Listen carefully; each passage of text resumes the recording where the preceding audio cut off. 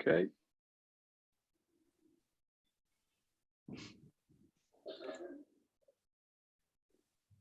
No, I should do a countdown actually.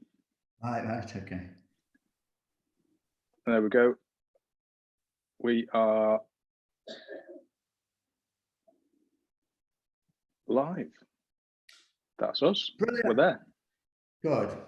Okay, on behalf of Table Tennis Scotland, can I welcome you all to the second of our Zoomcast. I'm just hoping this one is at least, if it's half as successful as the one we had last week, then it's going to be a great night. My name is David Fairholme. I'm the Performance Director for Table Tennis Scotland and your host for tonight. It's my aim to speak as little as possible because, as you can see, we've got two very good looking men, and we've also got Colin and Callum. So I'll just run through the what's basically happening tonight. Matt, who you can see on your screen, is on the technical side of things. He's putting it all together. We've got Callum Morrison. You can just give everybody a wave, Callum, for when I call your name. That's it. Well done, Callum. Callum is part of our successful Home Nations team. He had two fantastic wins. We'll be talking about that later. Edinburgh, he's from the Murrayfield Academy, coached by Lindsay Muir and later by Gordon Muir. And we've got the current British champion, Colin Dalglish. Give us a wave, Colin, who's also the Scottish champion. And he was part of that successful team that won the British Championships way back in November. Right, we've also got Euan Walker. Euan is 12 times Scottish champion, 3 times British champion, and a very, very close teammate to my final guest, and that is Ian Stokes. Ian was the national champion in 1994. Great team man. Ewan and Ian made a fantastic team in the 90s. As I say, Ian won the Nationals in 94. I'm keen to hear about his big 2 wins against Japan, another 2 big wins against Malaysia.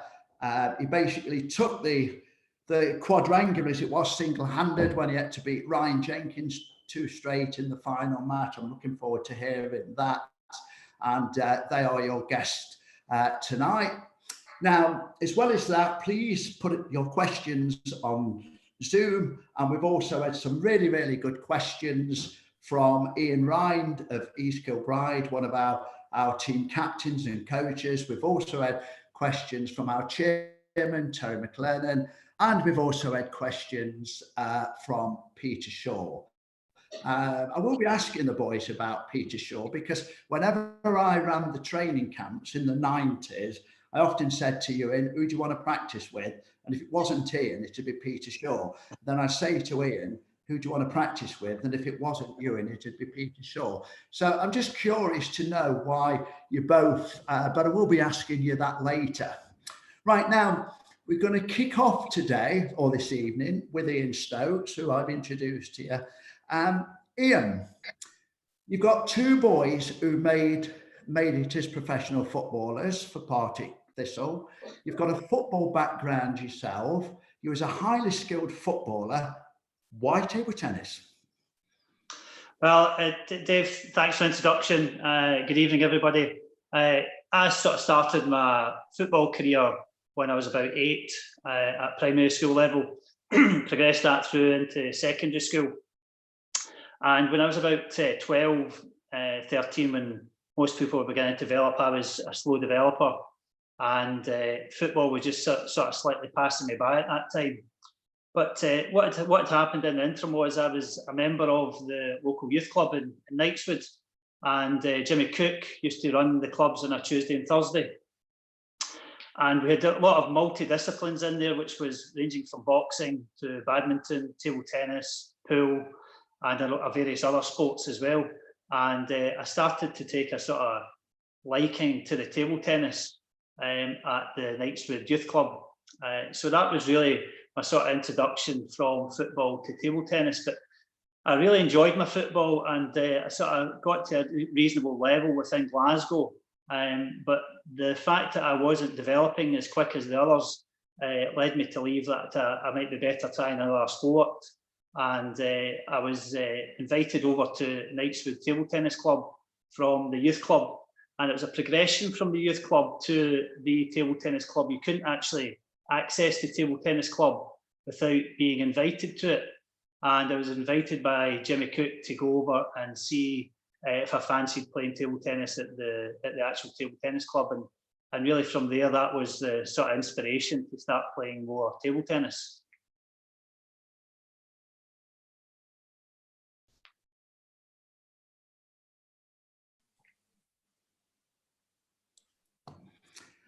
You met a very important person, your paternal coach, that really changed your life and certainly changed your table tennis career. Who is this person? So there was a number of people who actually had influenced my life very early on in the table tennis career, but there was one person who clearly stood out for me. I had my first initial coach, which was David Logan, and like everybody who plays any sport, your first coach is the first one that you'll never forget, you'll always remember, and have some great fond memories of myself and David. But moving on from that, Mr. Liam McKeating, who I have to say simply was the best man I have ever met in my whole entire life. He was a total inspiration to me for lots of various reasons, and mainly as a mentor, not as much as a table tennis coach. Although Liam played at a really good level, it was more that he took a massive interest in my career early on, and would actually take me to training on a Friday night at Springburn, and actually in his own car, drop me off, give me some money to make sure that I get home, and then he would phone me when I got back home at night to make sure I get back. But more importantly than that, he ran a big construction company in Glasgow. And on a Saturday morning, he would pick me back up at 8 o'clock in the morning and take me to his place of work, where he clearly has obviously lots of things to do, and then take me from his work, which wasn't that far from Springburn, and then would give me £10 to make sure I got home, get fed and home. So, and he would do that every week, and he would take me to tournaments, him and his wife, Kathy, all over Scotland. So for me, without a doubt, it was Liam McKeating, massive inspiration.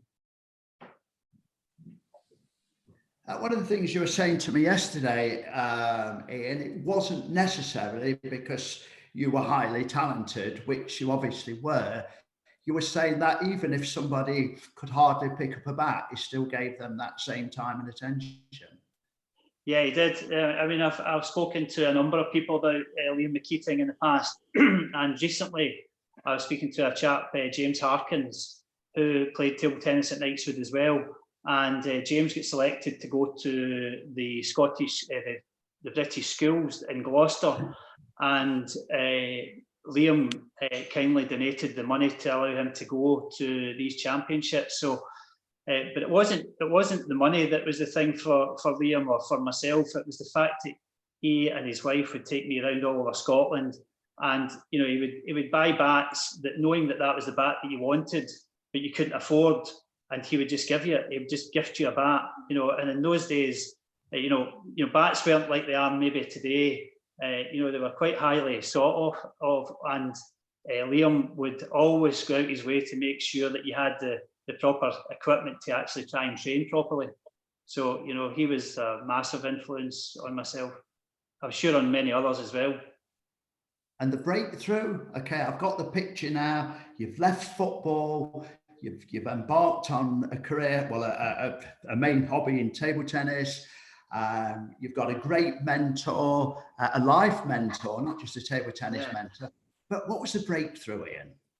So the breakthrough for me was that when I was playing table tennis, we used to play sort of inter-schools, which was sort of local schools. And from there, I progressed into some national team events.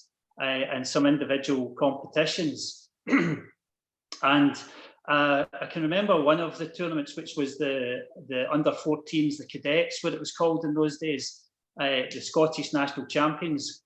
And I had turned up not knowing what to expect. And the Scottish #1 at that point was a chap called Gordon Waddle.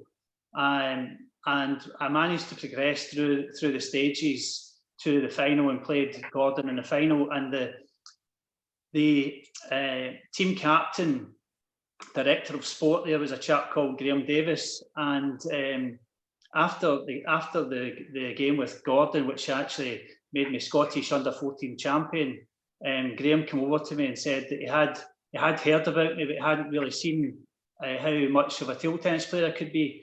And he gave me the inspiration to continue in my table tennis career. And that, right, brilliant, brilliant. Okay, I think what I'm going to do now is hand over to Ewan. And Ewan, okay, our 12 times national champion, badminton family, mum played badminton, dad played badminton, Ewan played badminton, and again, you moved to table tennis. What happened there, Ewan? Good question. Good question. Hi, everybody. So I guess it all really changed a little bit when my dad got my mum a table tennis table for her birthday one year, kind of slightly out of random, and that kind of then, we used to play around a little bit. I had a couple of older brothers, and we played a little bit there. They were a bit older, and I was really just kind of hanging on their coattails a little bit. But they got a reasonable standard, and then started going along to, there was an East Kilbride primary schools tournament.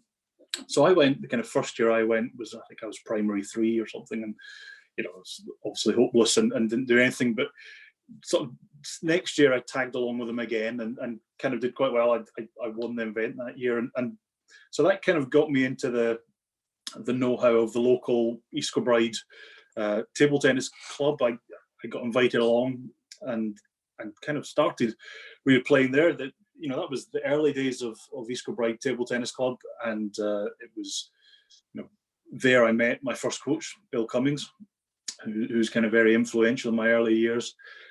Greg Taylor used to run the club. He was kind of the main kind of organising force, and it was an early a young Pete Stewart as well was kind of an early kind of participant at that time in East Kilbride Table Tennis Club. So it was a great environment, and I kind of played maybe once a week. I would go along. Was I super enthusiastic at that age? Not really. I kind of went along, and in the meantime, I was playing badminton, playing for the school, and I kind of split my time reasonably evenly between badminton and table tennis in those early years.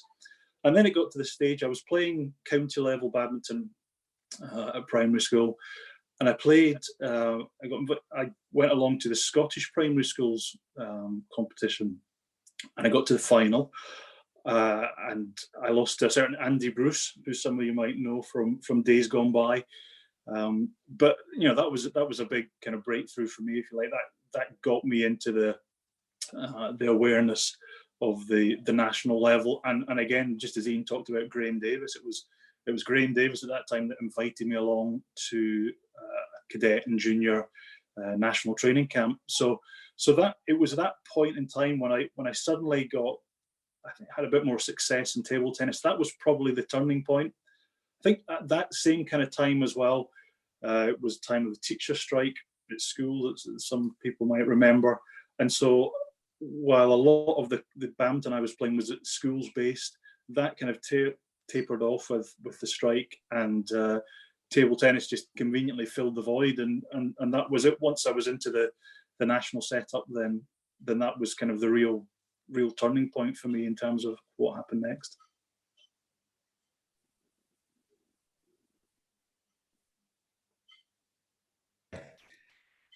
What was really interesting, Ewan, was it was sometime at that point where Bill Cummings took you to Glasgow himself and gave a message. Can you tell the rest of us about that?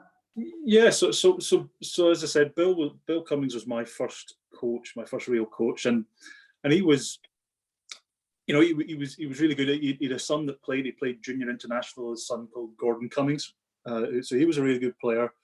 And Bill was a great coach for me, and certainly you look back and just as Ian said about you remember your first coach, and I really do. And in some ways, one of the things that that kind of strikes me, kind of looking back on it, is that it was clear I'd got to the kind of final of the Scottish primary schools at this time, so it was clear I was showing some potential at a cadet and obviously a junior level. So it would have been quite easy at that time for a coach to kind of put their arms around you and say, right, you're my player. I'm going to stick with you. You're going to stick with me, and we'll kind of try and compete together, if you like. But Bill's take was very different from that. Bill, having seen me get that bit of success at the national level, he was very much, he said, look, you've done well, but I can't take you much further. You now need to go into a different place, as it was Glasgow, and play with better players, get better coaching. And so it was him that took me along the first few times. He took me along, introduced me to Andy Fleming, took me along to Belaruston club, and make sure I kind of settled there. But and as you say, you look back and reflect, and that was, I consider that a great act of coaching, to actually know the limits of kind of what you know and what you don't know, and actually recognize that you're almost part of a process, you're part of a chain. And so I say the great thing he did was to actually put me on that next stage of the journey. And I always look back fondly and with good memories of Bill's influence in the kind of early stages of my career. Excellent. Back to you, Ian. You've part one of your career, you're Scottish national champion, but you're coming up to leaving school, and you stopped playing. Yeah, so after becoming national champion at 14, I then moved into the junior setup, which was an under-17 setup, and there was some fantastic players around at that time. Martin Crawford, Martin Gordon was around. Gordon Cummings. It was a really healthy setup, and some of the older players were Brian Wright and Gordon Clancy, and lots of others. And that's a difficult stage then to move from under 14s, slightly underdeveloped, into under 17s setup. And I really enjoyed the chance to actually compete against these players, but I sort of fell out of love with table tennis for about a year and a half, when I was just after turn 16. And part of that reason was twofold. One was that I actually had to work at the weekend, Saturday and Sunday, in one of the local shops, and that didn't allow me then to be able to play competitive table tennis. And I sort of just fell out of love with that. And looking back on that, that was probably quite a big mistake on my behalf. But I just physically and financially couldn't actually get to these tournaments. So when I got to 16, 17, I had started to work, and that then gave me the chance to come back financially to play table tennis again. And then at 18, I continued to play. And then got selected to go to New Delhi in 1987, believe it or not. Now that is a number of years ago, and that was really the start of my senior table tennis career. But it's a difficult bridge to go from 14s to 17s, and it's important that the kids at this age actually learn to transition from that and stick with it. Because you could easily fall out of love with the game, and that would be, for me anyway, that's what happened. And in some ways I probably regret that, but that for me was probably quite a turning point in my table tennis career, in that I could have really been lost to table tennis, and if it wasn't for a couple of individuals, and Liam McKeating was one of them, Andy Fleming was another, and particularly Richard Yule, who was the national coach at that time, had come back and asked me if I was interested in coming back to play table tennis. So that's my sort of story from 14 to early 17s.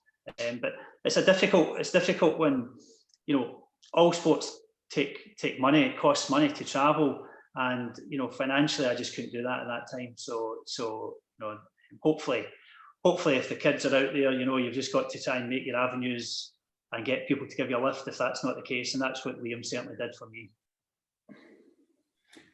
Right, Ewan, we've brought Ian right up to his senior career. Can we just look at your transition, leaving school, going to uni? Yeah, and so certainly, I say my centre of my university, if you like, switched to Glasgow, and Bellahouston was certainly the mecca for me in terms of that environment being very formative for me in those years. And I really do consider myself fortunate that these very formative years in my development, so early teenagers through to 16 and 17, you could walk into Bellahouston on Wednesday night was the main night, and there'd be 6 tables kind of lined up across the hall, and genuinely you would have 8 or 9 of the top 10 players in Scotland all playing there on the tables, and it was such a melting pot of competitiveness and training and tough kind of mentalities, if you like. It was quite a tough environment. You did have to kind of steel yourself and kind of get kind of strong in that environment. Certainly at that time in my early years that I was there, the likes of Davy McElroy, who was a kind of real seasoned Scotland player at that time, he kind of definitely helped me a lot. He kind of took me under his wing a little bit and was kind of a major influence me in kind of early years that I was in Bellahouston. And then I say as we got older and I kind of progressed through the juniors and obviously had some success, and that kind of then spilled into kind of international competition as juniors. And then I say in all it was a great environment, and I was very lucky. I had great parents that could afford to take me around, could afford to take me to practice, would sit at the side or wait out in the car until I was done. And so I was very fortunate in that respect. But say nonetheless, I do consider myself lucky that I was in the right place at the right time to kind of be able to experience and take advantage of that great position that existed in Glasgow at that time.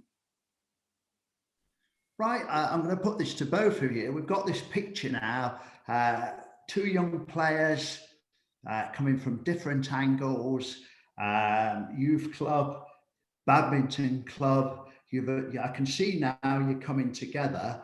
And then throughout my time in the 90s, you were practice partners, you were the Scottish team, and you were rivals. I mean, you two could practice together on the Friday and then beat the hell out of each other at the tournament the next day, and then have a pint together that evening and be practicing again on the Monday. Yeah. Now, who's going to take that one? You and all.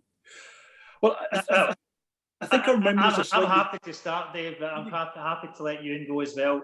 That's just what true friendship is, and if I was being genuine honest about that, what I would be saying there is that whenever I played Ewan on the table, he was my enemy. He was the one I had to beat. But I had to train and look at that and take that match in its entirety. But once that match is over, I can look at my mistakes, I can look at my success between the two of us, and I can look at the failures and I can sort of point out where I went wrong or where I went right. But that's not going to change our friendship. It's much better to train with the best, as Ewan was saying about Glasgow. To have 9 or 10 of the top Scottish players within a training environment, you can only blame yourself if you don't succeed from that. So for me, I was always wanting to train as much as I could. Actually, believe it or not, I trained 6 nights a week, and that's in my early days, six nights, and even training with Ewan, I would also make sure that I had other training partners as well. So I would train those 6 nights, and I don't know if the kids nowadays are cheating the training as much, but you've got to go and seek your own training. Don't be pressured into thinking that you're going to train with a coach, because ultimately you're only getting a 1-to-1, whereas I think the success for myself and Ewan, and certainly for all other players in Glasgow at that time, was that we were training with others in a highly intensive competitive area. Yeah, no, absolutely. And it was just in preparation of this, we were trying to remember when we kind of first met, or when we first kind of really kind of appreciated each other, if you like. And I think our memories are a wee bit different of that. Certainly my kind of early memories of Ian, not so much in the early years of Belaruston, but certainly as I kind of progressed through the juniors, and I was just kind of coming out of the juniors. And I remember one of the kind of key memories I got, the first memories I got of Ian, was that he was the first one in Glasgow to get tricky serves. Serving was a big deal in the game, but Scotland, it hadn't really quite got it, but he was the first one that got the tricky serves. And I remember just the two of us kind of on the table, and you just telling me kind of, just come down a wee bit round the side and just over the top of it for the top spin, and just underneath it for the back spin. And it was that kind of attention to detail that's kind of suddenly kind of struck a chord with me, and sparked that kind of thought of, well, what happens if I come round, come a different way and try and serve? And so I say that was my first real recollection of Ian, was he was the guy with the tricky serves, and I copied him mercilessly from then on. You certainly did. And my memory, Ewan, of yourself was, I remember there was a tournament that used to be in Paisley, which was at the YMCA many years ago, and they had it was a very sort of disorganized, not disorganized, very organized, but sort of different areas of the halls within the building. And my memory of you was when we played up, and there was a sort of top table of 3 in the YMCA, and that was when you were coming through, because when you were training at Belaruston in the early days, I was still training at Knightswood, so I wasn't really training as much over in the Belaruston side of things as maybe yourself was, but I do remember that was the first time, and I don't know, sometimes you just meet somebody and that's your friend, and that's certainly what's happened for me. I think as well, what kind of, I guess where we connected as well, as we both kind of joined the national team pretty much at the same time. I think you'd been to India, you said, in 1987, and that was kind of your breakthrough into the slightly larger team, if you like. But I think certainly 1990 was when I broke into the senior team, and that was, I say, exactly the same time that you were in the kind of the top team, if you like. And so I guess the fact that together we kind of both had a lot of shared experiences, those early experiences, I think made a big difference, and put us both into kind of slightly pressured and foreign environments. But I think that's probably what made us closer, in terms of that friendship off the table, and obviously rivalry.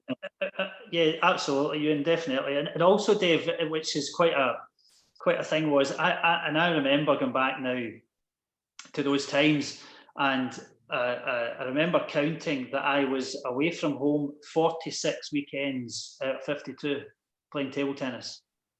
A massive commitment to my sport, to my country, and that's what it took. Whether in those days the European League was you went away for 2 games over the weekend, or you had national competitions, or you were training, or you were playing in the British League. So that dedication, and you look back on it, of trying to do 46 weekends just playing table tennis. What was interesting, and a lot of that, Dave, was with Ewan. Sorry. So, what was interesting in the synergy about that same time, Ewan, you was at university, and I'd like to come on to that in a minute, because there's an excellent podcast with Colin Wilson and David Levine, in which Colin said that he felt when he was at university, it was like playing full-time table tennis, because he only did about 10 hours lecturing a week. Now, at that same, so you're at university, but at that same time, Ian, you made an incredible sacrifice, because you run a very successful building company at the moment. You also are a qualified and highly skilled joiner, yet you opted to carry bags of fruit at about 4 in the morning just to help your table tennis. So I'll just start with, Ian on Mr. Brownlow and table tennis, and then Ewan, if you can dice, because I'm sure Colin will be interested in. Well, Callum will be. He's still at university, but Ewan, if you can then sort of dissect your hours. So tell the audience, Ian, about the hours you kept play table tennis. Yeah, that was quite a interesting time, I suppose, Dave, is maybe what I'd be saying. But I served my time with the local council, Glasgow City Council, and at 19 was a time served joiner. At 20, I could see that I was really wanting to try and play a lot more table tennis, and the building industry was probably fighting against me for training as much as I would like to. My good friend Joe Brownlow, he ran a veg business, fruit and veg business. I'd asked him if it was possible for me to come and drive one of his vans, and I did that for nearly 5 years, believe it or not. And my routine would be, I mean, it's quite a crazy routine. I would be up at 2:30 on a Monday morning, getting ready to get into the market for. Ian, I'm just going to stop you there because Callum and Colin don't realise there are two 2:30s in a day, boys. It's not just yeah. So that's it, Dave. That's 2:30, Callum. Colin, it's 2:30 a.m. And we would be into the office where we would take down the orders. We would then go and purchase the fruit and veg to be delivered out to the restaurants. And we would leave the fruit market around about 6 o'clock in the morning, and then we would deliver fruit and veg till about 12. And that's when the restaurants were obviously opening and ready for business. And then I would go training from 1 till 3. I would then go for a sleep from about 4 till about 6, and then go training from 7 till 9, and then go to sleep and get back up at 2:30. And there was times when I was playing British League, and I was playing for a club in London, and a lot of their games were obviously down south, and then some certain individuals, I couldn't get a flight home on a Sunday night, so I would travel on a Saturday, stay over, and then I would drive back through the night and virtually drop my car off and pick up my van and go straight to work. So for me, that was quite a tough time, to be honest with you. Just trying to actually manage all of that and play my table tennis, but it definitely did help me because I could focus on my table tennis and I didn't have to worry too much about anything else. You know, I just had to get to work and then do my table tennis. So, you know, I was quite focused at that point, and you know, myself and Ewan would train in the afternoon because Ewan was off at university, and then I would train at night with Pete Shaw or someone else, George Innes. So quite strange, different angles, you know. Absolutely. So I guess my time at university. So I did an engineering course, and that was pretty heavy in terms of lectures and class time and tutorials and stuff. So I didn't have a huge amount of time during the day, but during the actual term time, probably in the evenings, it was maybe it was about three nights a week, something like that. I had to do a bit of time to do some studying and stuff, but probably about 3 times a week during the weekday. And then, as Ian said, every weekend was packed with stuff. So during kind of term time, I would say it was probably about five days a week I was playing. But where uni was great was you had, you know, quite decent breaks between the different terms, and then in the summer months, from about May till October when we started up again, while my friends were off getting jobs and getting work experience and all that good stuff, I was busy playing table tennis. And so I can kind of relate to what you said about Colin Wilson saying there, that it was like a full-time job. It really, you know, it really was. From 5 months of the year, I was playing pretty much every day. And lo and behold, there's Ian that finished work at midday or whatever it was, you know, and so absolutely perfect. You know, we could go and practice in the afternoon. And it was great. And there was 1 or 2 others, like Alan McCarry was kind of a regular face around that time, so we got a bit of variety as well. But I think picking up one of the things you said there, that even still, you still need to be quite focused and quite dedicated. And I was fairly clear what I wanted to do. You know, I wanted to improve. I wanted to you know, to achieve things internationally. And so you have to be quite focused. You know, the fact that, okay, you had a busy day at university, or you would have a busy day at the fruit and veg, but you have to be focused to drag yourself out and actually force you to go and practice when sometimes you don't feel like it, but that's the kind of commitment you have to do. And if you want someone else to do it for you, then it's never going to happen. You kind of got to want to do it yourself. And I was lucky, and I guess Ian was lucky, that we had that inner drive to kind of make us go out in the evenings when it's cold and wet. And I say then in the summers were perfect for me. Absolutely. And Dave, even when we were training, we would always, after the session, arrange for the next day. Like, okay, what time suits? You know, is it 2 o'clock? Is it 1 o'clock? You know, and we would always make sure that we had the next session planned. Yeah, no, I absolutely. Well, On you go, Dave. Okay. And this was a pretty interesting period, because we're now coming up to as you say, you're now, your practices are structured, you're meeting at lunchtime, you're also joining in the sessions at Bellahouston, you're part of the national training scene. At the time, I think I was looking after you. But what was also interesting during that particular period, we've had very, very long spells of where Malcolm Sugden won the national championship 6 times, almost in a row.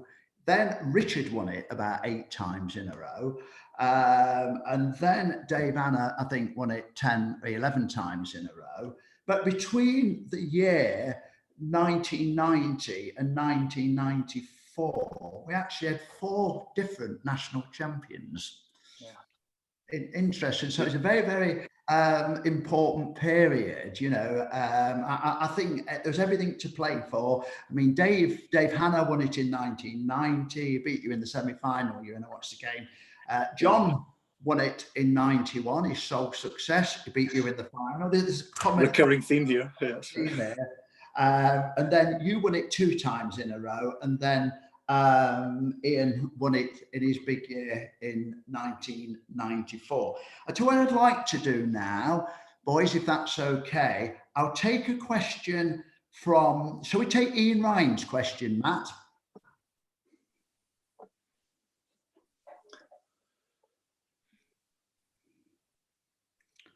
If you come off mute, it'd help.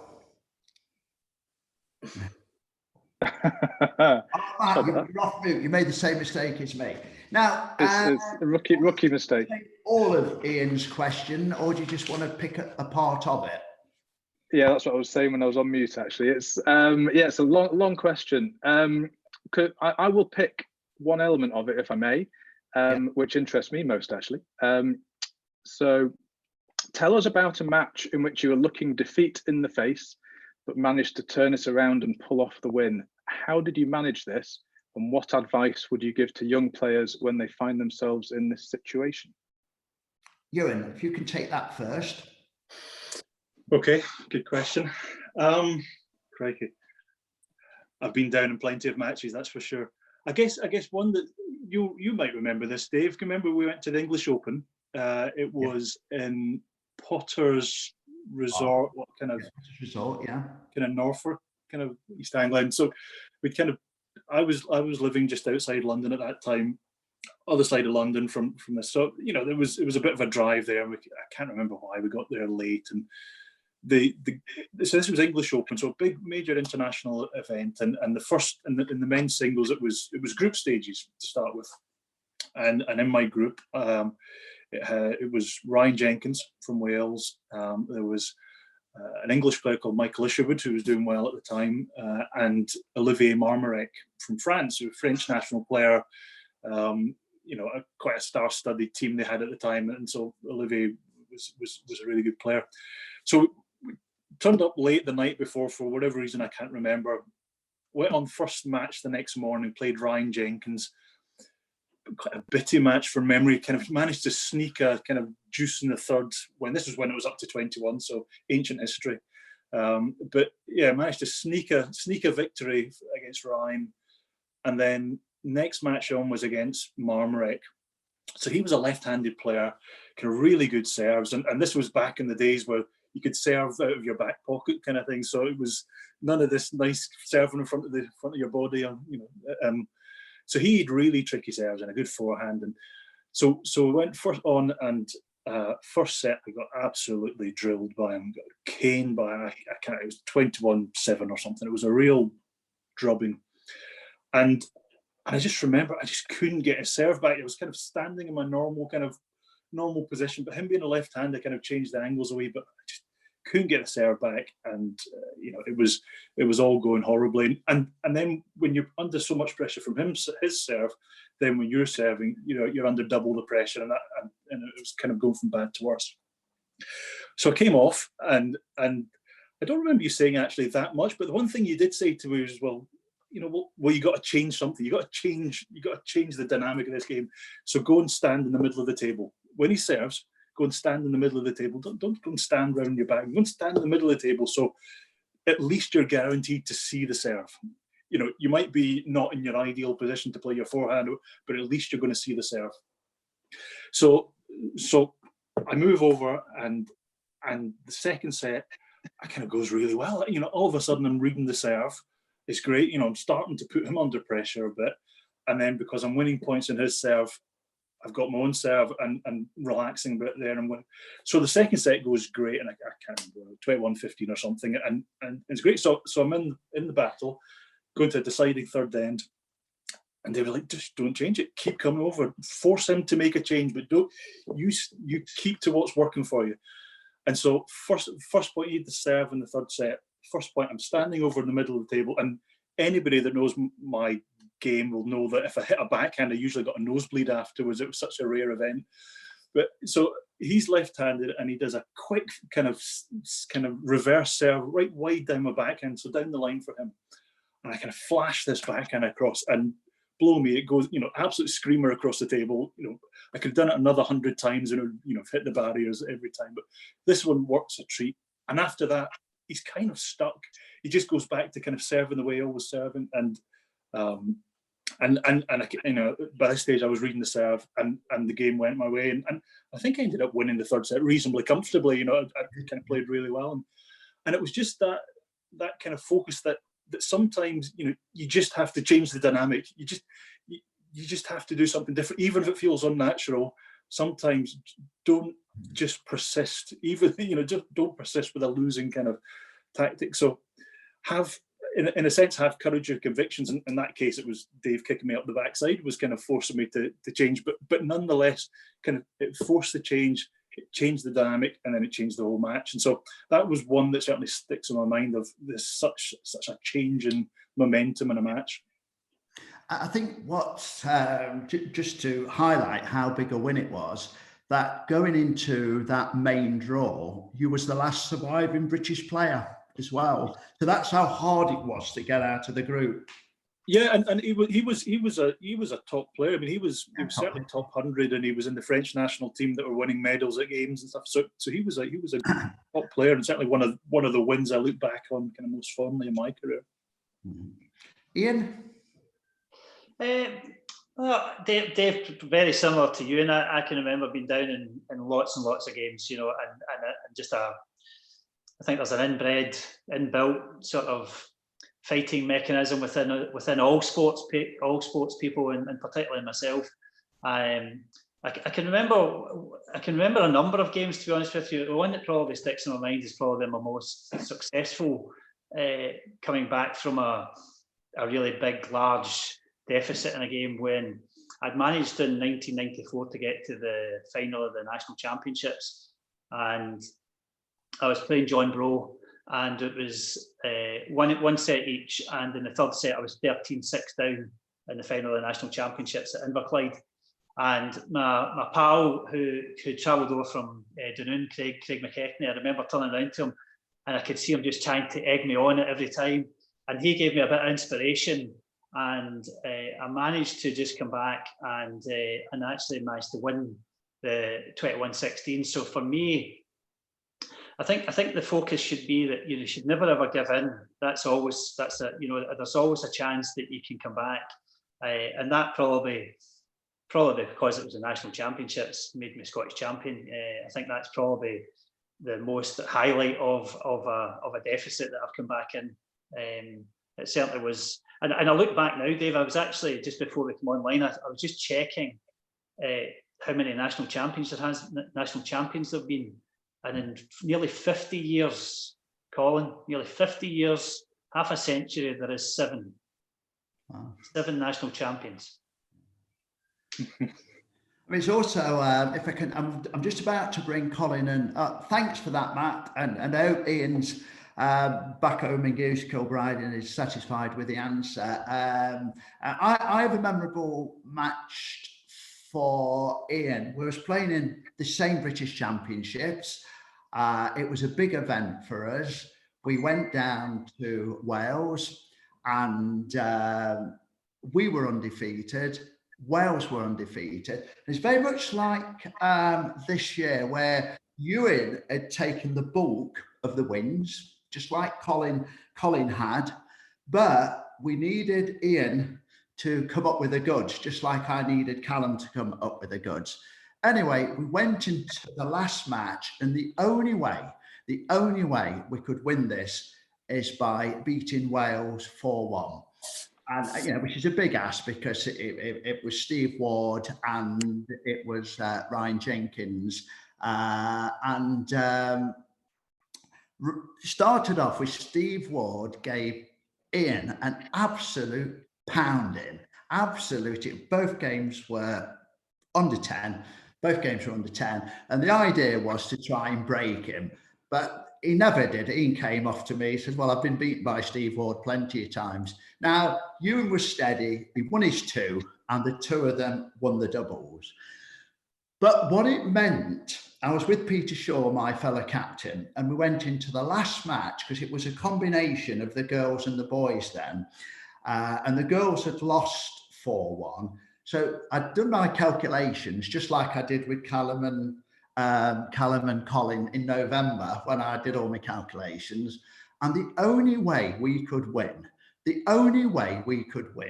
is for Ian to win 2-0. And I said to Peter Shaw, I said, I'm pleased about it. He says, what do you mean? I said, I tell you what, if Ian had to lose 2-1, I think he'd have lost 2-0. And I think the fact that he's single-minded, he has to win both games, I think he's got a real chance. So Ian took the first, but he found himself in a very tight, good game, actually, an excellent game. But Ryan Jenkins had 2 match points, 2018. So talk about come back from adversity. Then there was, do you remember that, Ewan? There was an almighty rally at 2019. It went on forever. And Ian won it, and then Ian won the next 2. And he won 22-20, and we became British champions. And it was a great moment. And, you know, talk about he'd taken, again, listeners, he'd taken a battering from Steve Ward. It was a game down. It also, the pressure's on him because his teammate had won 2. In fairness, they came together to win the doubles. And rather than feeling sorry for himself, he went and he did what we needed him to do. Fantastic. Right. I think it's time for a doubles match. Are you ready, boys? Colin, can you come off mute? Yeah, I'm ready. Callum, can you come off mute?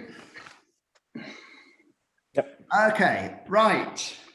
We're going to have a doubles match. It's between Ewan and Ian and Colin and Callum. I did speak to Ewan and Ian. I said, if the team of the 90s played the team of 2020, I said, who'd win? And Ian said, I think we'd win 3-2. And I said, only 3-2? He says, well, I'm 52 and Ewan's 48, but... Okay. Who's going to call? If only. I'll call. Right, what do you want? I'll have heads. It is. Do you want to serve or receive? I'll serve. Right. I'd like you to serve first. I'll let you Who's serving first? Yeah. All right, okay, I'm going to serve. Okay. So, right. Okay. Okay, Colin and Callum, who's going to receive? I'll receive. Okay, right, here's the ball. Right, off you go. Right. So it's Ewan or Colin, to Callum. first of all, many congratulations on joining the Scottish Champions Club. It's, as Ian said, it's an elite group, and so it's great to have you as a new member into it.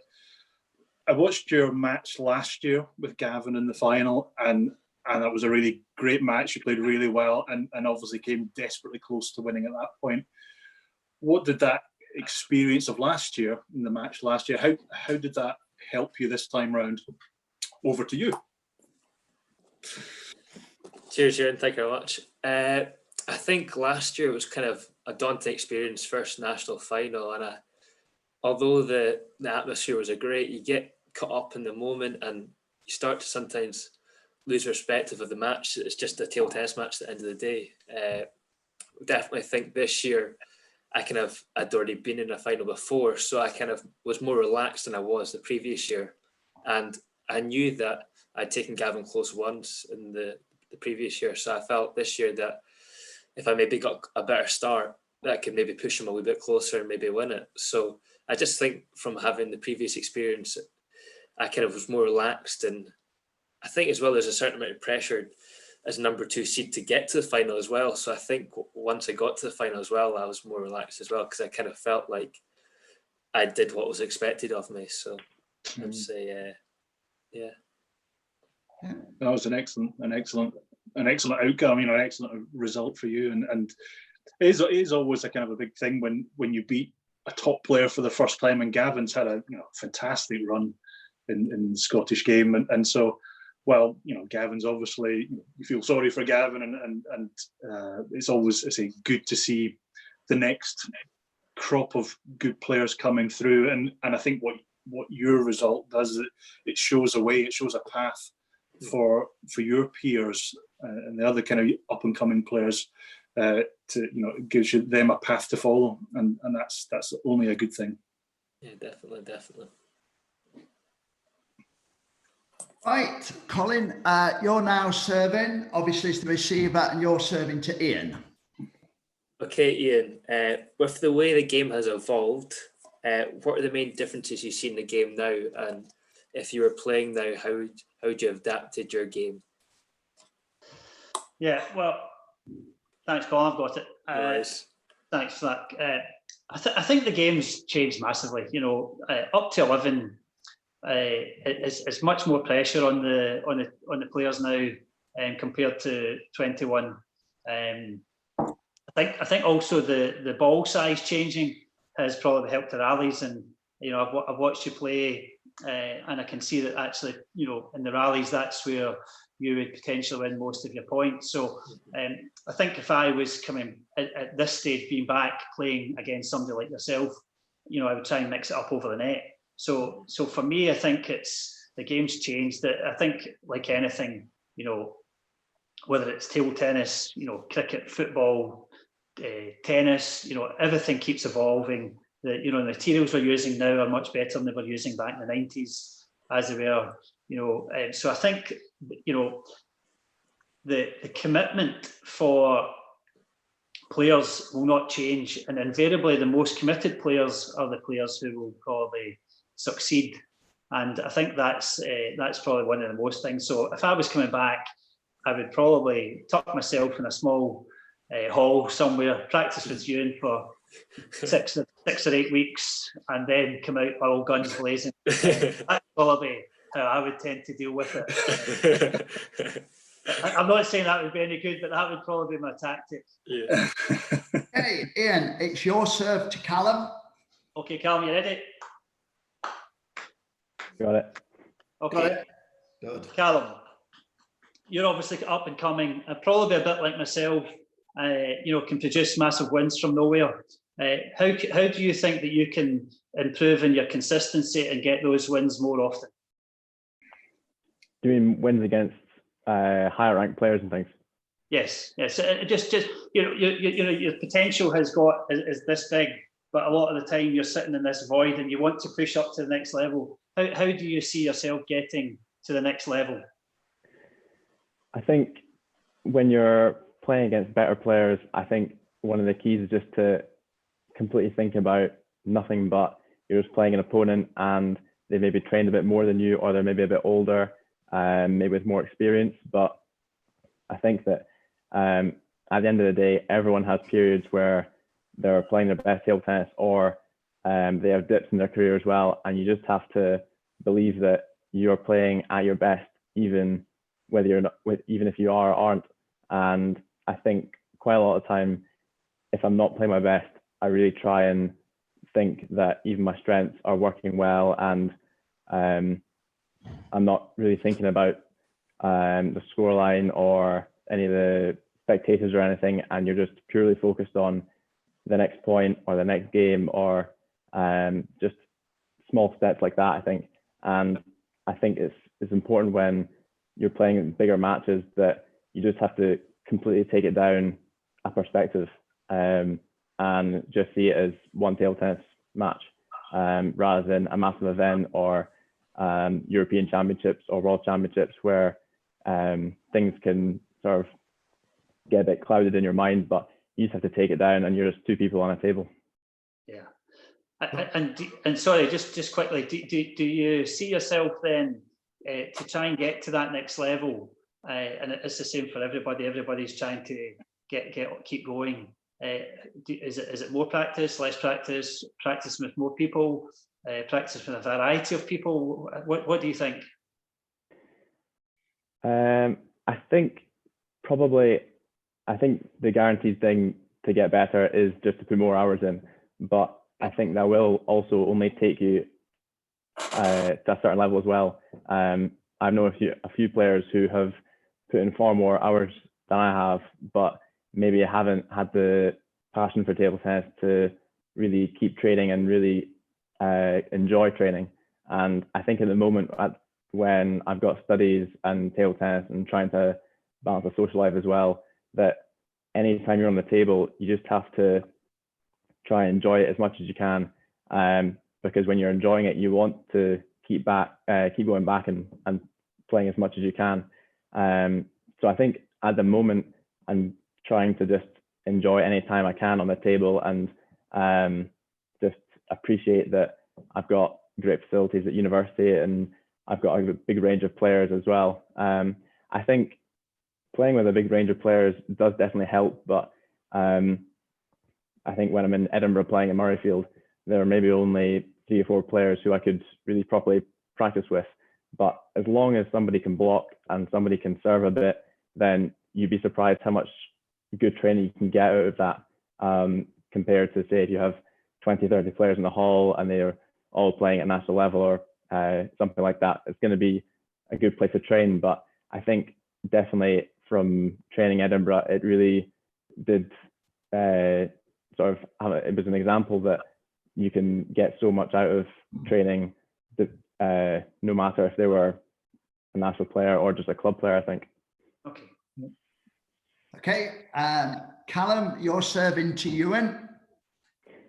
Ewan, when you were training and sort of improving between maybe 12 and 18, what did you find the most difficult to improve in your game, such as like a technique or your footwork or fitness or something like that? Yeah, that's a good question. So my game was really built around serves, kind of strong forehand and kind of more steady than anything in the backhand. So certainly wasn't spectacular. So a lot of it was, say, serve and forehand. And I guess what was lucky at the time, both when I was started at East Kilbride and with Bill Cummings, or when I moved over to Bellahouston with Andy Fleming, was that there wasn't so much a focus on any particular routine or practice, but there was an absolute unwavering focus on technique. Technique was everything, and it was, you were very quickly kind of brought to book if you got sloppy or you got out of position and kind of tried to compromise. And so that really kind of stood me in good stead in terms of that and that focus on quality.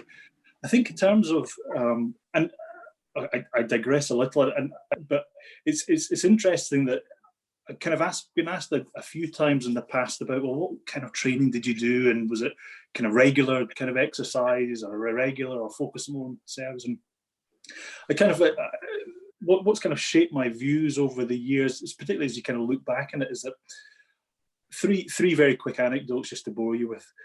First, Bellahouston.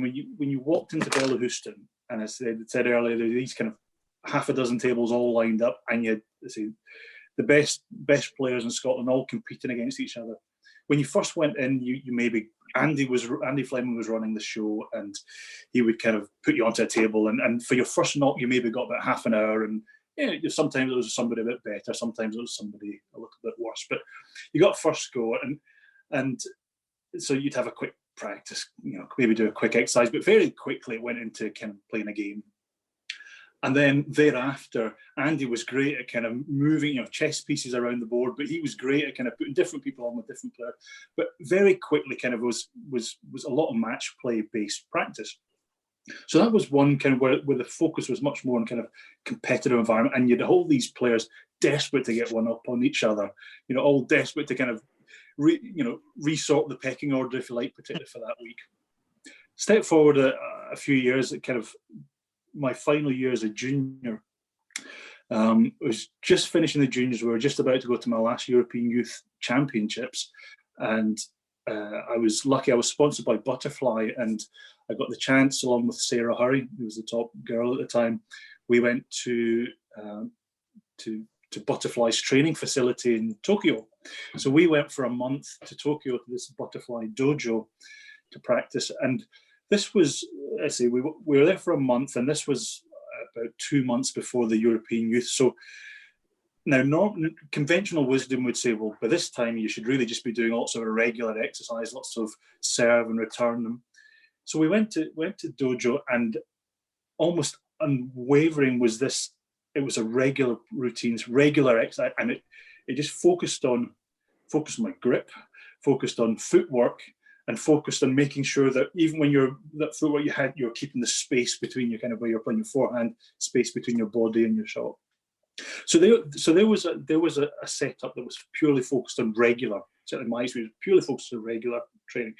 I come back, I go to European Youth. I have a fantastic European Youth. So I'm seeing the ball like a beach ball, and it's great. Step forward a little bit further, and I'm going to the British Olympic training camps. And there you've got Alan Cook, you've got Matthew Side, you've got the great and the good of British table tennis there, and they were doing, this was kind of mid-season, and they were doing generally a mixture between regular exercise and irregular exercises, and some match play as well. But in the exercise, there was nothing particularly special about what they were doing. What was special about it, though, was the intensity, the absolute kind of focus in it. And so they would line up at the start of the day, and they'd say, right, your first 4 exercises are blah. A couple of them would be regular, a couple would be irregular. You would do 10 minutes, then your partner would do 10 minutes, and then you go straight on to the next one, straight on to the next. There was no downtime. There was absolutely no, whereas if you do it up in Scotland, you might have done your 10 minutes, get a drink, towel down, wander around the hall a little bit, and this was absolutely kind of very kind of precise military-like, one bang, bang, bang, bang, bang. And so, and again, you've got, a completely different, a mix between regular and irregular. You've got very good players getting very good outcomes. So what does that kind of say to me? It basically said to me, you've got 3 different areas there, 3 different environments, all doing things differently. Some match play based, some regular, some a mixture. What it kind of says to me is that actually, generally what's more important is how you practice rather than what you practice, if that makes sense. By doing it with intensity, with focus, with purpose, and focus on technique, make sure your technique's good, that actually you can have very good outcomes regardless of the precise specifics of any one routine. And so so anything that I would advise people during that formative period of cadets to juniors to young seniors is practice with focus, practice with intensity, and even if other people aren't watching, push yourself in the exercise you do, push yourself in not taking those breathers between swapping ends. really kind of push yourself, and I say that more than anything is certainly something I would recommend young players of today to try and adopt and take on board. Is it okay if I ask a follow up to that, please? Well, I'll let you have a third ball then. Thank you. It was a let. If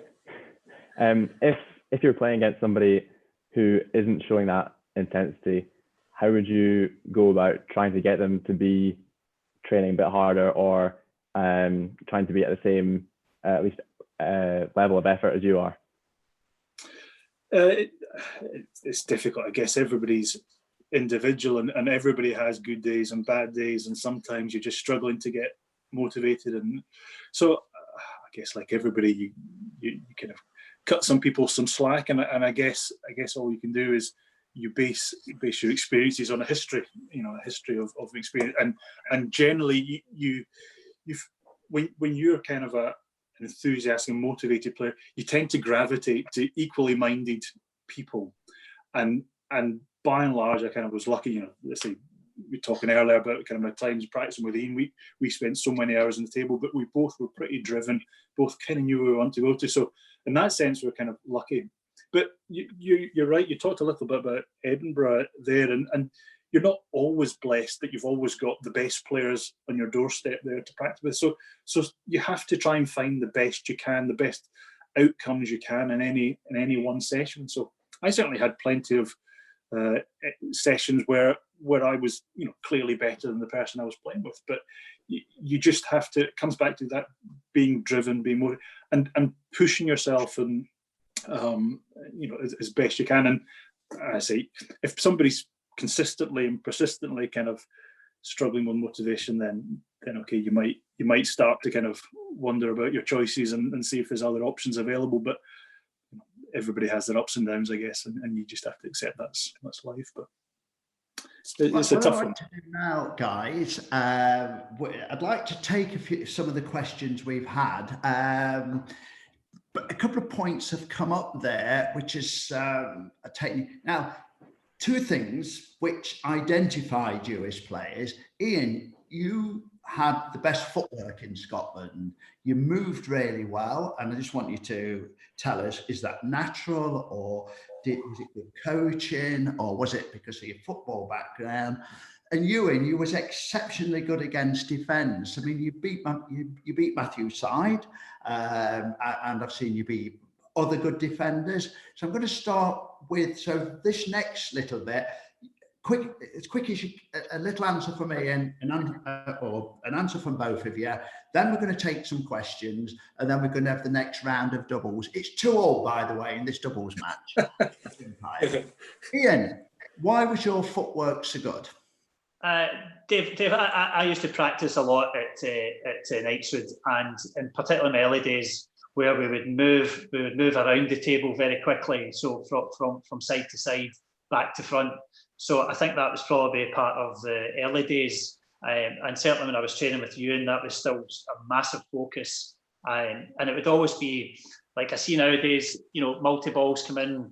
It's heavily used now, and I think that's okay, but the problem with that sometimes is the balls come at the same trajectory, so you're getting that consistent, nice, clean ball. Whereas if you're getting somebody that's dropping you short or pushing you long, then I think that maybe that's something to be looked at as well. So sometimes just going on a 1-to-1 coach who's just serving multi-ball, I'm not convinced that that's you get a full spectrum to allow you to have good footwork. Okay, Ian, Ewan, defence. So it's okay. So forehand was kind of certainly one of my strengths in terms of playing, but I kind of for quite a long period of time, you get into the mentality of you're playing against a defensive player, and you almost get goaded into trying to hit the ball past them all the time. I've got to go faster and faster and harder, and really. What you kind of fail to appreciate is the defender's really just trying to live in your mistakes. They're just trying to draw you into mistakes, and you just get caught up in that kind of web of falling into the trap of just trying to keep hitting faster and faster. So I must confess, Dave, I kind of thank you for this one, but when you came up to Scotland, one of the kind of key lessons I remember in terms of what you told me in terms of playing chop was actually go slow, go play with height over the net, spinny, keep bringing them in short, then go fast to the middle or fast wide, then short again, and sometimes, and so when I started that, I would sometimes then still kind of confuse myself and kind of do drop shots and mix it up. And actually, I still would kind of end up confusing myself more than that. So actually, when I actually beat Matthew, and I'd got really close to Matthew a couple of times before that, I actually made it really, really simple. And I just decided I wasn't going to push. I was just going to keep moving, keep spinning, and do a couple of kind of slow spinny ones to kind of bring him in, then go fast, hard, and then spin again, fast, hard. And really just cut down the mistakes was the key thing. Keep him moving, cut down the mistakes, and play really high percentage table tennis. And what a difference that made in terms of once you kind of realize that he's living on your mistakes, as soon as you can cut out those mistakes and play higher percentage table tennis, suddenly the whole momentum changes. And so that was a big thing for me. That was a big kind of lesson for me in terms of how I started to play well against defenders. Okay, I just want to check. I don't know if Ben Hart. Ben's one of our youngsters. He's made great strides in table tennis. He's on lockdown. He's got a table in his garage. He wants to know what. I don't think we actually said the age. Ben said, "When did you guys start table tennis?" Lisa Notarangelo is his coach. She's a fantastic coach. So boys, I just want your ages when you actually started. Can you remember? 11. So, 11. So very first time I played was 7. Wow. 7. But I probably didn't get keen till I was about 10 or 11. Okay. Right. So these are a little bit quick fire. This is from Mark Lundberg. We talk about the paternal coaches, but Eric Lundberg, who coached Mark, he was also Gavin's first coach. And again, as soon as he realised, he was a great mentor to all the kids in Perth. Big mate of mine, Eric, and he quickly brought in other coaches. But this is from Mark, who you both know. Ewan and Ian, you have both played each other many times, but what would you try to exploit as a weakness in each other's game? Yeah. Right. Okay, I would always try and expose Ewan's lack of movement. Yeah. It's fine. That's I don't do it very often, but that's what I tried. yeah. So for me, Ian was faster than me. We talked about his footwork. He was faster than me. He was fast at the table.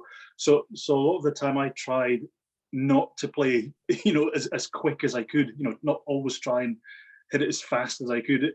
A lot of the time I did focus a bit more on spinning it deeply to him, just to try and kind of slow him down a wee bit. Rather than get into kind of rat-a-tat kind of rallies, because I knew I was on a losing foot there. I preferred to swing, David. Probably a bit like Colin. Colin likes to have the long rallies and enjoy those rallies at that, and maybe in around the net and the table. Colin is maybe an area where you could look at and maybe probably improve on. Yeah, definitely. Brian Irvin has asked, are you going to start playing vets, the pair of you? I'll let you take that one, Ian. Never say never.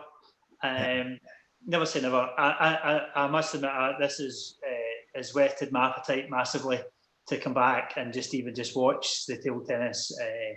I would love to come back, hopefully one day, and maybe pick up the bat again, but can't commit to that just yet.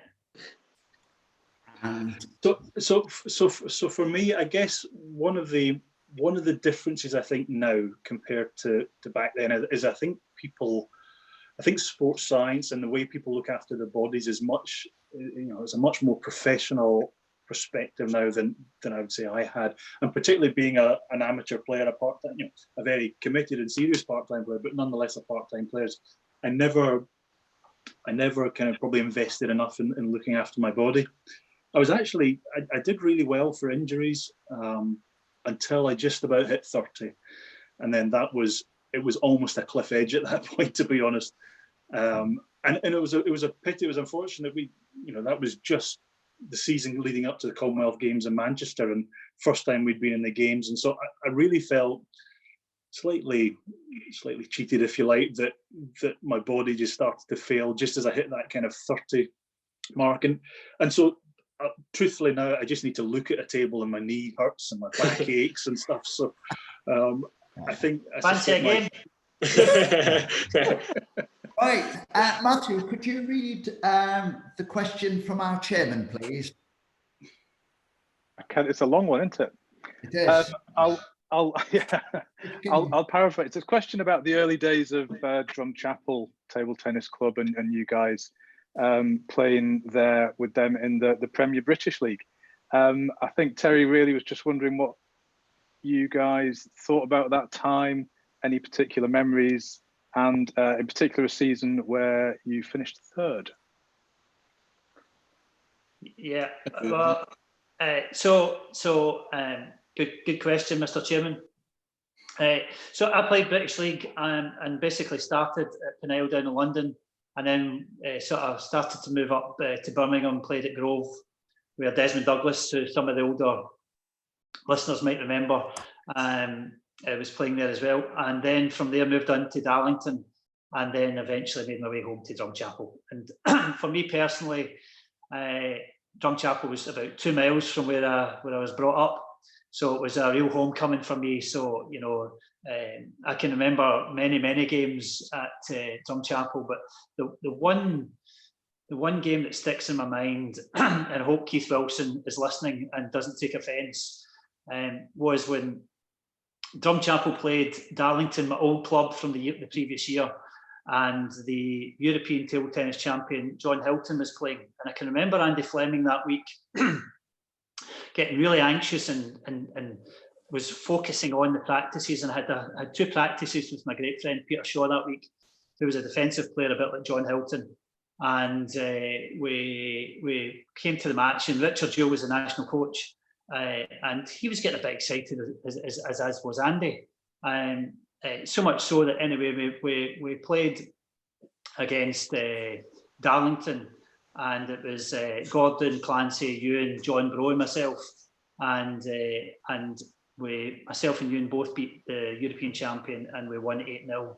And that for me was actually one of the highlights of coming home and playing for Drumchapel. And I've got many. We played in the European League as well with Drumchapel, but that was one of the games that really sticks in my mind. And Andy, I was training the following week. I think it maybe was with Ewan, and Andy, it was like a Cheshire cat. He just couldn't stop smiling that his boys from Glasgow, his boys that were at Bellahouston and Drumchapel, had beaten the European champion. He couldn't get over it. So that's my memory. Yeah, Ewan. Yeah, no, I think just like Ian, I think it was, there was a real buzz about the place the first time that, obviously historically we'd had to travel down south or travel abroad to play kind of top flight table tennis, and there it was in our home patch, if you like. I played all my kind of formative years in Glasgow, and so here we are, playing top level table tennis, and I don't know what the British League is like now, but it was a strong competition, certainly at that time.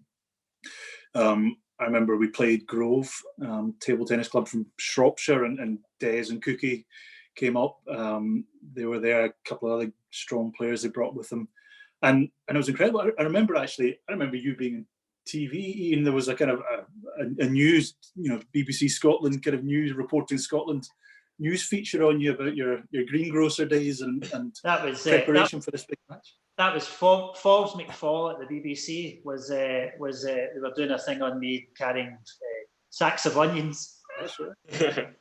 Yeah, and it was, it really was a good time, and it was a great buzz.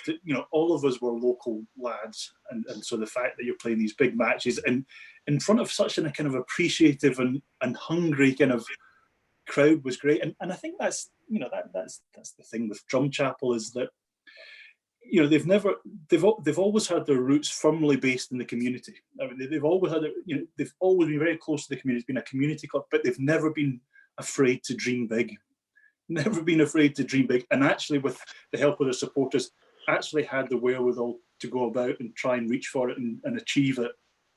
And that's kind of the real success story of Drumchapel, isn't? And Terry was clearly so central and instrumental to it. So, and just the fact that then, I say, having those roots in the community, the fact that they can then show the kids a different pathway, the local kids a different pathway in terms of how they kind of progress through their life. So, yeah, no, great memories of our time in Drumchapel. Question from Peter Shaw. What impressed Peter when you both played is you was like a couple of poker players, and it was very difficult most of the time what you were actually thinking, you know, whether you didn't show your emotions, you got on with the job, and where some players, I've often been in corners where I've often said to my player, he's gone, look at him, he's jumping up and down. So, you know, how did you keep that's to the pair of you? I'll let Ian answer it first. That's a question from Peter Shaw. Good question, Peter. I think that's inbuilt. I don't think there's. I think that's an inbuilt thing from your training. Certainly, in my training days at Knightswood and then through to Bellahouston, you would not let your opponent know how you felt, whether they had the upper hand or not. So I think that's probably where that came from, and probably an upbringing as well, where you would never ever show anybody that you had that you were struggling. You know, I think that's probably where that came from. So, you know, I would just carry that onto the table. I'd probably still carry that on in life just now, to be honest with you. So I think that's probably the main. So don't ever show any sign of weakness, guys. Ewan?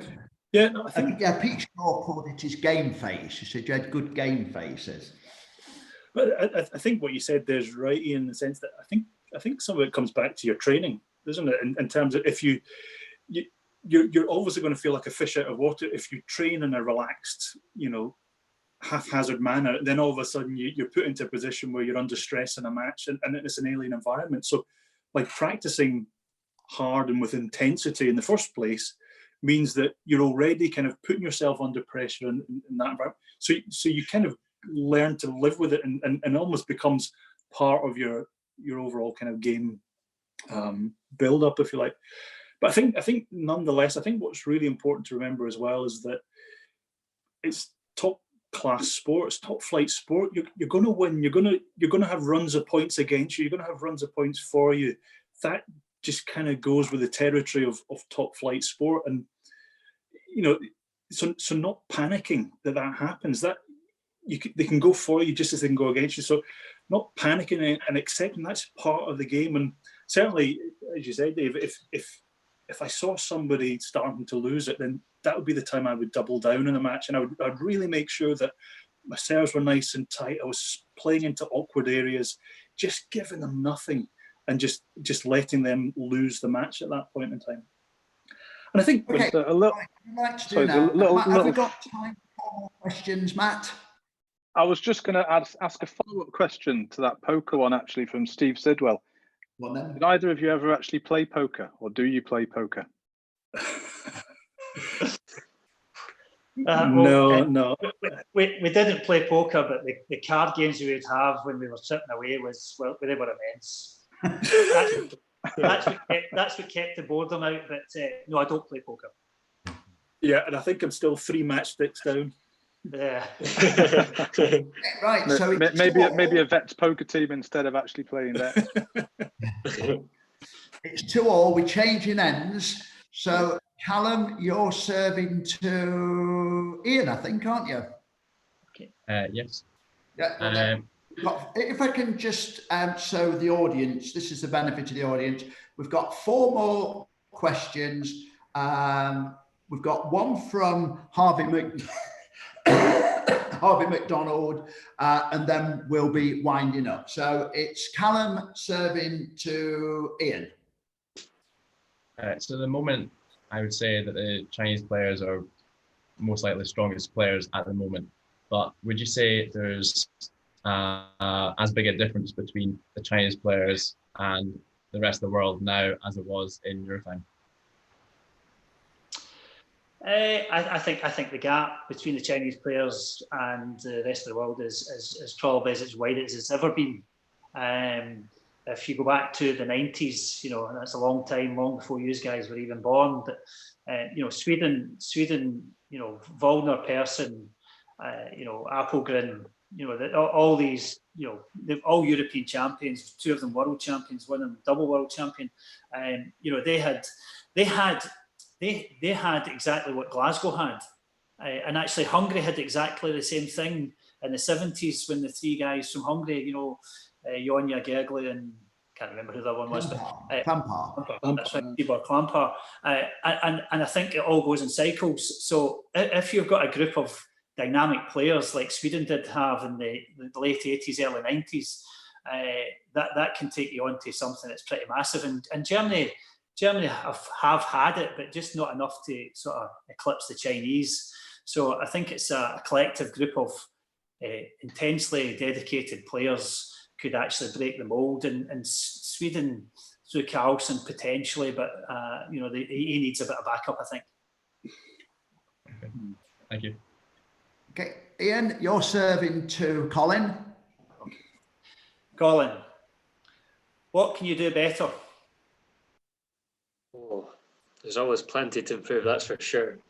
As you probably touched on earlier, I say I do like the rallies, and I definitely think service and short games are a key area for me to improve, especially even though there are maybe more rallies in the game nowadays, you can still always keep the ball tighter and keep your opponents out. I think probably in every part of my game I can improve slightly better. There's nothing that's reached too high a standard yet, so I definitely think I can improve each part of it, and just keep practicing, definitely. Yeah, I think maybe as well just learning different new serves and finding something unique. That's what seems to be happening nowadays. We're bringing in a banana flick, or people are using different serves, tomahawk serves. So it's finding something unique to yourself as well that then maybe that people don't know how to react to, or to receive it. Yeah. Right, good. Colin, did you ever follow? Are you happy with the answer, Ian? Yeah, just one very quick question, Dave. I know we're trying to wrap up. So what can you do better? How do you do that better? And then how do you actually achieve that? And how do you go back and look at what the mistakes you've made, and how I would always ask the question, how did I lose? How did I win? Did I win through this? Did I lose through that? Or, you know, so it's that trying to analyse, be self-analytic to yourself and saying, what can I do that's going to make me unbeatable? You know, and focus on that, Colin, I think would be my advice to you, is try and make yourself like Euan was for a number of years, you know, very difficult to beat. And you know, that's what I would try and push to both of you guys, to try and get something in your armour to do. Definitely.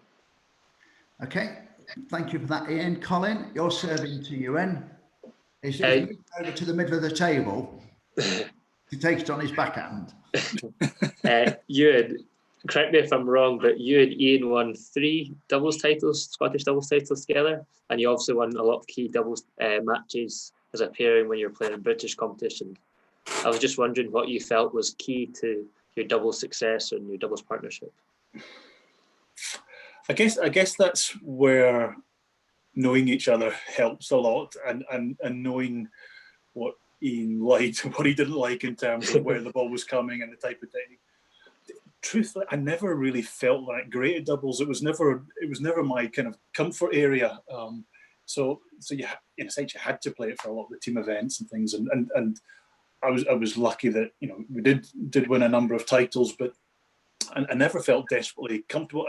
I always kind of preferred almost having a kind of quite a defined sequence in terms of serve, third ball, fifth ball, and with doubles you never get that. You're obviously only playing every fourth shot. So I always kind of found that tricky. But I think because we did play quite you know, it's similar in some ways. And I think the fact that, you know, Ian would frequently mop up a number of my mistakes with kind of quick play and stuff. So, and you know, we both serve pretty well, and you know, we both had pretty good touch play. So I think we complemented ourselves pretty well in that respect.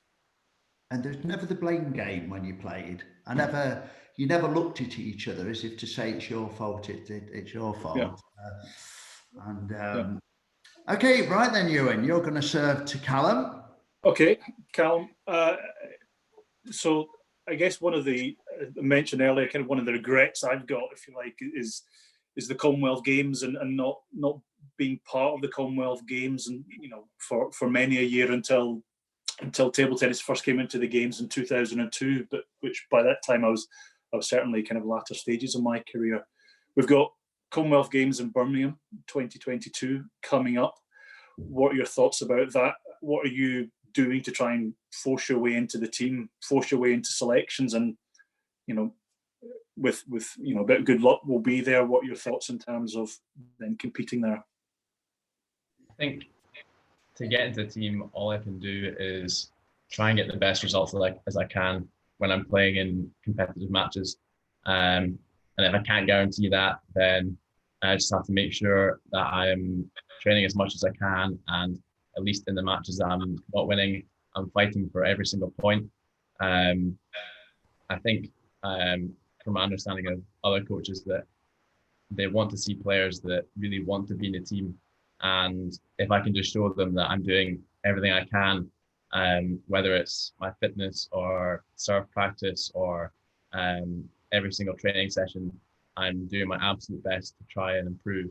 Even if I'm not the third or fourth best player in Scotland, I'm going to use all my time that I can to try and become better in any aspect.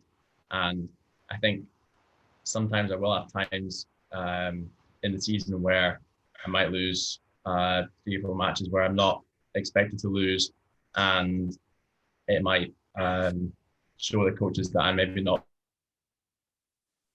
I will always try and make sure that things that are in my control, which are my training or my fitness or eating well, sleeping well, I'm doing all of that as much as I can. And if I do that and I don't get picked, then fair enough, someone else deserves a place more than I do. And I will just, as I said, try and do everything I can within my control to try and get the team. Okay, I'd like to, again, read out Harvey McDonald. Who would have won a serious doubles match, Spinny Callum and Colin, or Ian and Ewan back in the day? I guess it depends whose corner I was in, wouldn't it, really? And let's have a look. Time for this one, Billy. I meet Billy Gibbs. My memories of our trips abroad with yourselves and Dave, Gordon Clancy, Richard Stewart, Crawford, John Brough, was the great camaraderie that existed in the team. Do you agree? 100%. Yeah, 100%. I remember.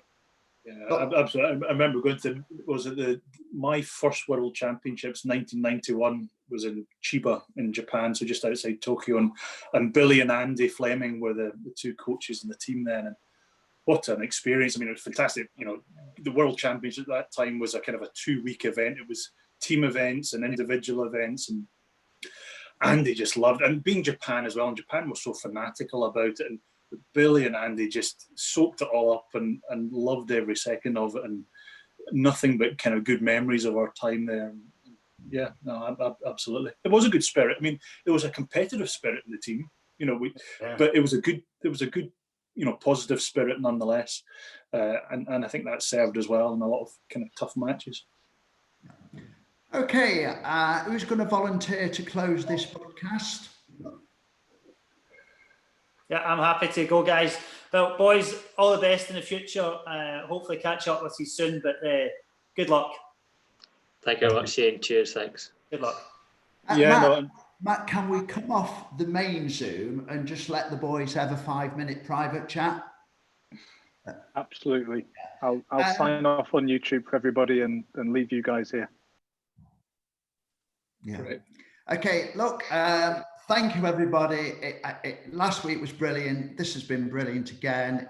It's congratulations to all four of you. You've been a credit to yourselves. You've been a credit to Table Tennis Scotland. And judging by all comments with that, I think it's been another fantastic evening.